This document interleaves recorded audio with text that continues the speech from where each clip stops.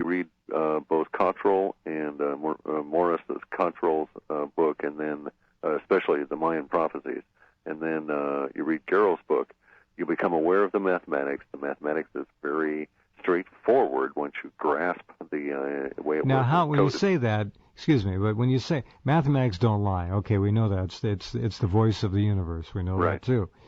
How easy is it to understand the math? Now, you're a brilliant man. I mean, you can leave a lot of the confusing numbers out. What you care about are the basic concepts, that the sun's equator spins faster than the poles, and that this causes a distortion and a tweaking of the magnetic, which is shown in those wonderful drawings. Okay. Yeah, and basically you needn't care about the numbers much more than the difference between the 25-day rotation and the 37-day rotation, producing an extra lap every 87 days. And then if you really wanted to calculate it out down to a specific level and follow it along, Garrell provides all the numbers you need, and you get yourself a calculator, and you find out that all of the numbers he provides in his book are extremely accurate. And the same thing is true of Cottrell. Now, here's the issue. These numbers are extremely precise down to the 10,000th part, out 5 points beyond the decimal point. Gee. Okay, so how did the Mayans know this without these calculators? How did the Egyptians know them, and so on? And the fact that they went to such a great degree of trouble to encode very specific numbers that have these interesting little repeating patterns and cannot be mistaken for any other number, and they encoded them repeatedly within their systems, kept pointing back to this same event.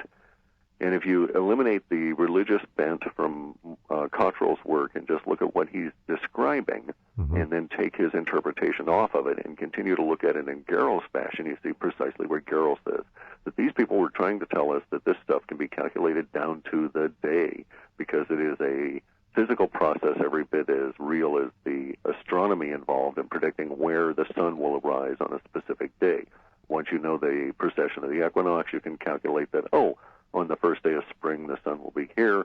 On the first day of fall, it'll be there, etc. And in between, it'll rise this high. You can do it predictably and thus navigate around the planet. We've done it for hundreds of years using the sextants and so on. It's that same level of predictable math that is involved in these sunspot cycles. As long as you get away from the academic view of it all and you look at it in unschooled but very educated eyes. Garrell has spent like 40 years researching his stuff. I've done probably 30 years of reading in the Vedic and the Asian traditions the same numbers without recognizing what I was seeing until I saw the code being explained to me for the Mayan component. And then it's like, well, duh, I should have caught on to that 15 or 20 years ago. But now that I've grasped it, it's rather startling. And basically, if we had 2 more bits of information, we could even predict it down to the hour. But that may not be necessary because the powers that be may be slapping us in the face with it. If you look on the back of your dollar bill, it says Nova Order Seclorum, which does not mean New World Order. It means New Order of the Ages. And one of the predictable effects of this is that the precession gets all wonky. So we think we're going into the age of Aquarius. The sun's going to spin us around, and the earth's going to spin around and heave, and all of a sudden we'll be in the age of Taurus or something based on where we end up. And we start all over again, and the precession gets a little bit stranger.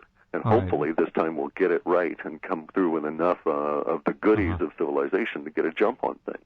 A lot of people are wondering, all right, what do we do?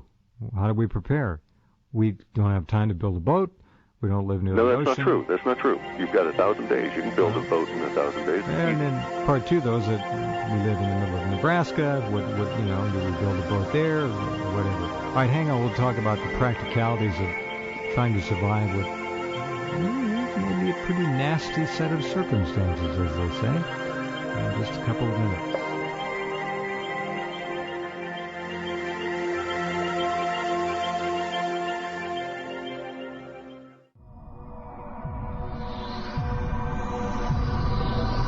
Okay, and we're back with Cliff High, talking about all kinds of things. Now, Cliff is partial to boats.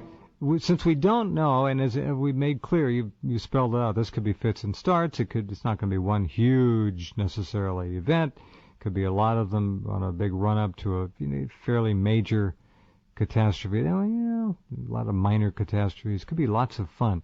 Anyway, what if someone doesn't have a boat, doesn't like boats, wants to dig in?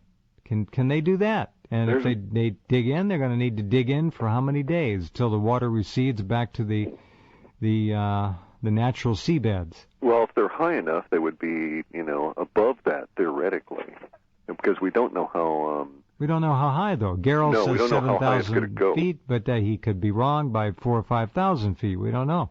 No, actually, I think that there are physical limits as to how high water can actually go under ordinary circumstances. You can calculate these. You're taught them in oceanography. You can figure out how big a tsunami is going to be based on the coast and so on.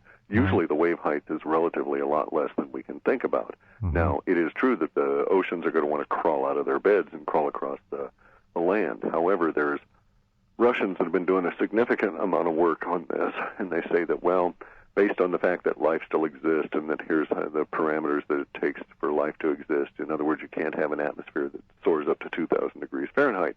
Therefore, you can't have continents move at this speed because they generate so much heat in the form of friction that they would heat the atmosphere and everything would die. Okay, very important point. You went real fast on that. Please do that again, slower. Okay, if the crust moves too fast, you get vast quantities of friction. And because the crust will shift in a particular way and the atmosphere will respond in a particular way, you'd get this huge amount of friction that would cause the atmosphere to superheat. And we know this has never happened in the past, therefore we can assume it never got that fast in terms of the continent spinning, because it would have wiped out all of life, and we know that that did not occur. Since basically it's this logic that since we've survived it in the past and we know what it takes to kill humans, all of us, then we know that it never happened, therefore we know it was less than that. And we've made calculations on this. For instance, the Russians have done some staggering calculations and said that none of the bones of these baby mammoths that were frozen solid, almost frozen instantly, when Siberia flipped into its current position, and the last of these none of these mammoths had bones that broke at any of the strategic spots within the leg prior to the shuddering impact. In other words, they weren't killed by the spinning rotation. Right. They weren't thrown to the ground and bounced around. Right. Therefore, they calculated that it could not have occurred and been faster than X number of meters per second, or basically couldn't have been much faster than 35 or 40 miles per hour up to a range of perhaps about 60 miles an hour relative to the mammoth standing on the ground. And so they wouldn't have really been aware of it if the whole ground had shifted at that level, and the conditions would still exist that would have allowed them to have been frozen standing still without broken leg bones. So, I mean, these people have been doing work on this for, somebody's paying them to do it too, but they've been doing it for months and months and months, because I found a huge amount of files that I was able to gradually start looking at in translating that goes just to this kind of an effect, just to the calculations involved. And, it's more than just a simple math exercise, because they've done a lot of strategic thinking and cross-tied and interdisciplinary kind of an approach. So we know that we've survived in the past. We know it can't be this fast, and it's likely going to occur 2 or 3 jerks to get even a huge revolution.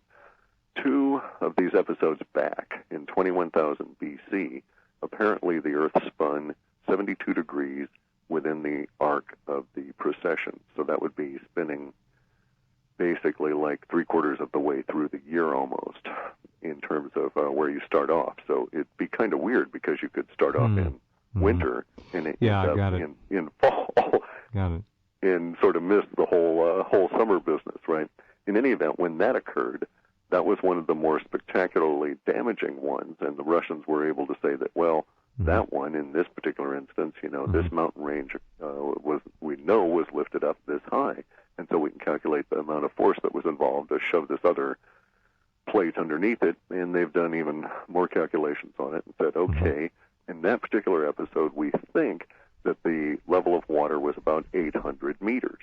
Well, 800 meters is still considerable, but it's not 1.5 miles. That's a lot of pressure, boy. That's huge pressure. Yeah, but my point being that if you were up 2,000 or 3,000 meters in the hills, herding sheep or whatever, and this is the one that theoretically most of the Greek 3,000 meters is 9,000 feet, isn't it? Correct.